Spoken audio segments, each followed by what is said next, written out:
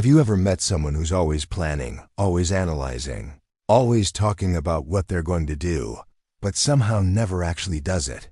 They have the ideas, the intelligence, even the desire, but when it comes to taking action, they freeze.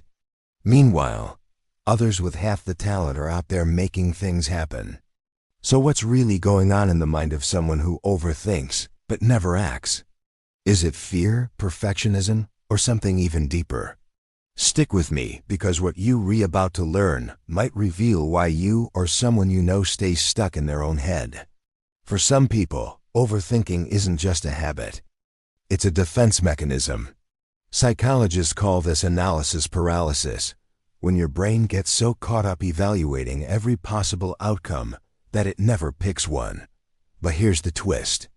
This isn't really about being careful, it's about fear. Fear of failure, fear of judgment, fear of making the wrong choice. So the mind does what it thinks is safe. It keeps thinking, because as long as you're still planning, you can't fail yet. You're protected in the world of possibility where everything still looks perfect. But the moment you act, reality kicks in, and reality can be messy. So overthinking becomes a way to avoid the risk of being disappointed or exposed. Then there's another type. The perfectionists. These are the people who have incredibly high standards, not just for the result, but for themselves.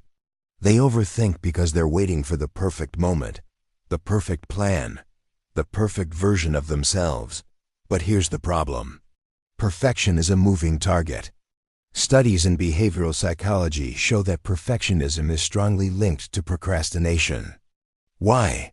Because perfectionists would rather do nothing than do something imperfectly. Their identity is tied to being flawless, so taking messy action feels like a threat to who they are.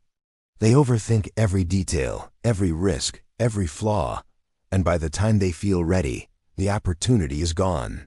For them, overthinking isn't protection. It's self-sabotage disguised as preparation. And then there's the third group, and this one's the most misunderstood.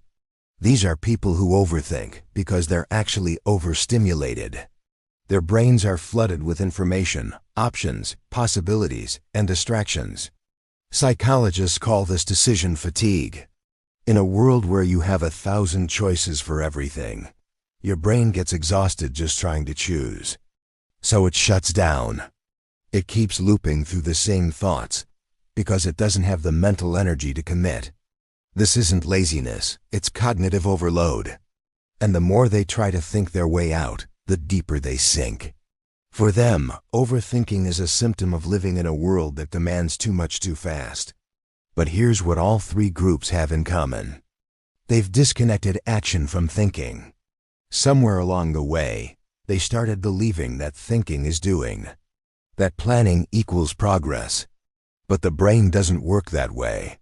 Neuroscience shows that action creates clarity, not the other way around.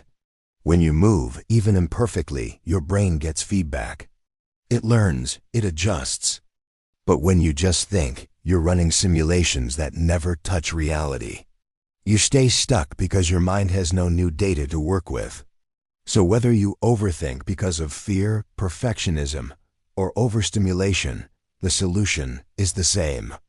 Small action breaks the loop, not perfect action, not big action, just any action. Because the moment you move, your brain shifts from threat mode to learning mode. And that's when things finally start to change. So here's the real question. Are you thinking or are you doing? Because one builds dreams and the other builds life. If this hit home, hit subscribe. We explore the psychology that actually explains why you do what you do. Let's move forward together.